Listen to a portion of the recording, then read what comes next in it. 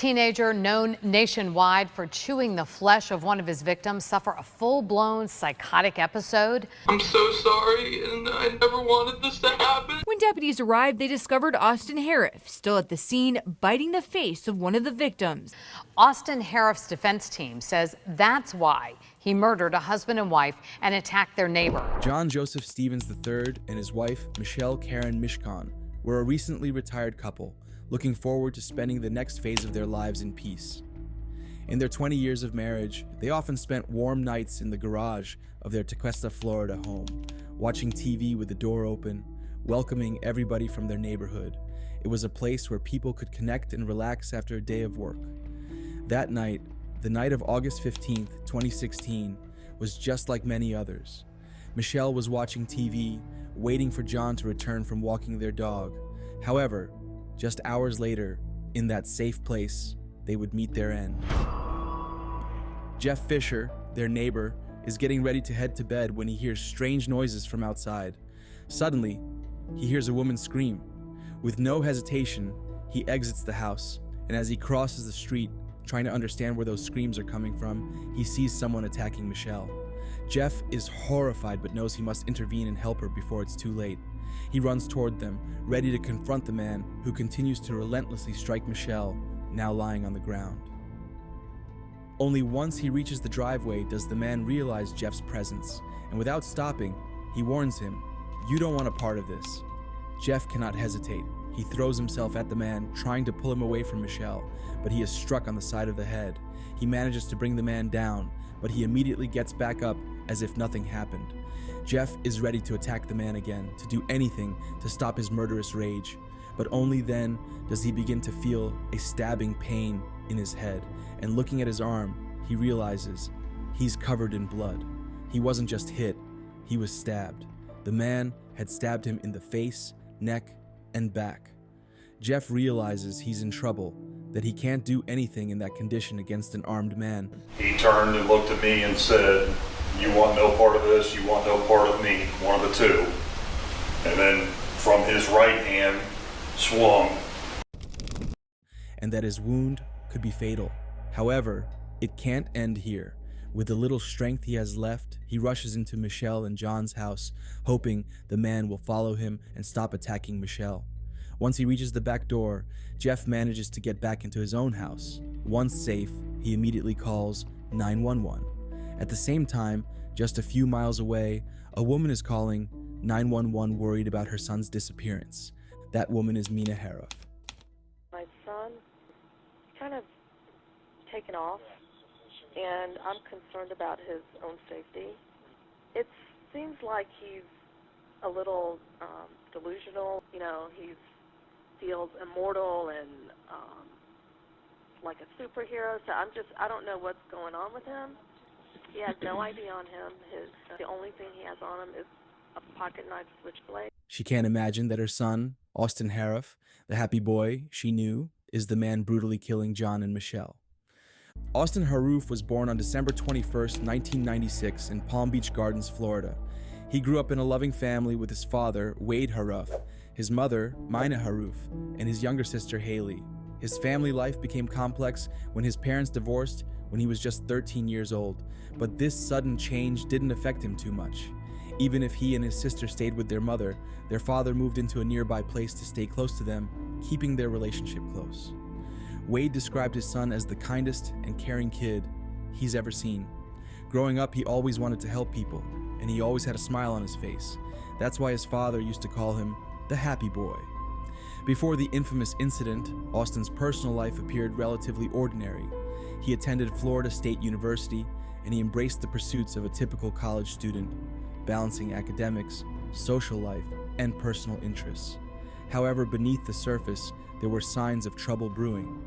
Austin struggled with mental health issues, including anxiety and depression ever since middle school, unbeknownst to his parents. But as he got older, and particularly during his first year of college, these episodes became worse and more frequent, affecting his daily life.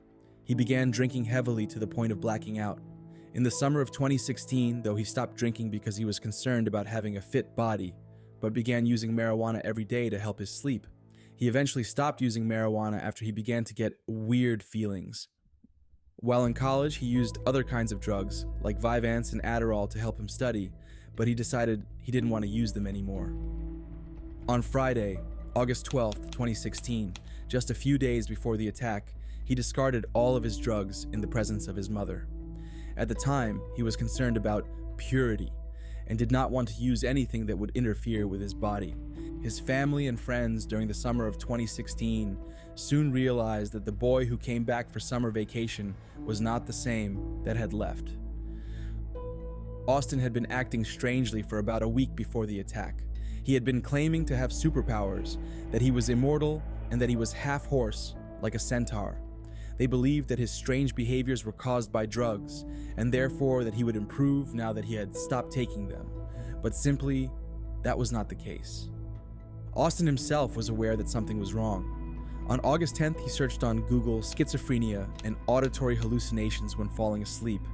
At one point, he asked Google, "I think I'm going crazy, am I?" He was looking for answers, but then came August 16th. That evening, after a day at the beach with his friends, he went with his sister to a local restaurant to have dinner with his father and his girlfriend. Things seemed to go well, but 15 minutes into the meal, Austin got up from his table and walked out the front door without explaining why. A few minutes later, his mother, whose house was near the restaurant, found him in her kitchen drinking vegetable oil and eating Parmesan cheese. Even though she noticed his strange behavior, she then dropped him back at the restaurant. There, once he was at the table with his family, his father finally asked him, "What is wrong with you?" Austin was seen in the surveillance camera attacking his father and then letting him go before leaving the restaurant for the last time. By the time they went back to look for him, he was already gone, embarked on a path with no return. When the officers alerted by Jeff arrived at the scene, they couldn't believe what they saw. They saw John lying on his back in a pool of blood, with Austin on top of him, growling like an animal, with his legs intertwined around him, and his fingers in John's mouth pulling his face. Austin was eating and chewing John's cheek, while the man was gasping for help. Despite multiple warnings, Austin refused to stop his assault. Deputies were forced to use a taser and police dogs to subdue him, but nothing could stop his rage. He was fixated on eating John's face, unaware of what was going on around him. It took minutes and several officers to drag him away from the victim, but it was too late. John Stevens and Karen Mishcon were pronounced dead at the scene, with John's body mutilated beyond recognition. Austin was rushed to the hospital in critical condition, suffering from self-inflicted wounds, internal bleeding, and burning caused by ingesting various toxic chemicals found in the victim's garage. After being in a coma for 11 days, he fully recovered. Knowing his past use of drugs, everybody thought that this accident must have been caused by some substances like flakka or bath salts, whose abusers have been known to become suddenly and irrationally violent. Hospital tests, however, were clean, meaning he was completely sober at the time of the attack. When asked about that night, Austin started by saying he didn't remember anything, but with what he told them next, his troubled psyche began to emerge. Once he left the restaurant, he began to feel followed by a demon-like figure. Scared, he started running, screaming for help, before reaching John and Michelle's neighbor. Completely lost, he headed toward the light coming from the garage. Michelle screamed as soon as she saw him, but Austin, who mistook her for a witch, began attacking her with his pocket knife. The last thing he remembers is a white figure with a dog, presumably John, who had just come back, and then everything is a blur. The next thing he remembers is waking up at the hospital almost 14 days after the attack. How did you feel? I felt terrible, and I really don't have words to explain how I feel. It's like a nightmare. And I'm so sorry, and I never wanted this to happen.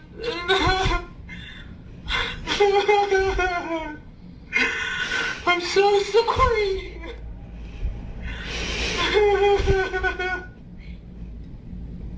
It will take 6 years from that tragic night for this story to finally reach its conclusion.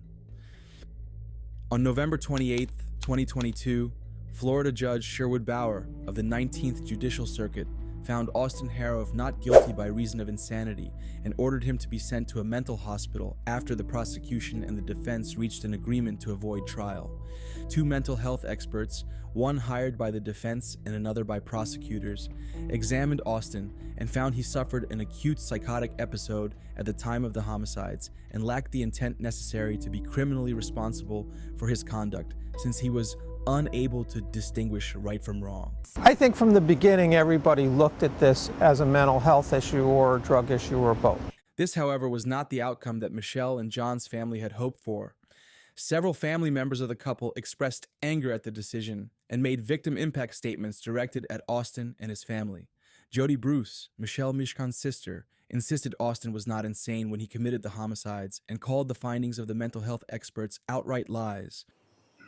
Did you really sit here for the past 6 years believing that toxicology report, thinking he didn't do drugs? No one in your family has taken any responsibility for what has happened, not even you. I hate you. I hate you all. I hate what you did.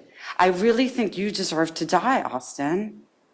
Could be one of the most gruesome murders ever. So maybe nobody will suffer like them. Although the result of the case fails to bring comfort to the families of the victims, this finally brings this story to its end. A story with no winners, only victims. A couple, beloved by many, and a happy boy, consumed by his demons. A story whose ending would have been different if only someone had realized the fragility of his mind.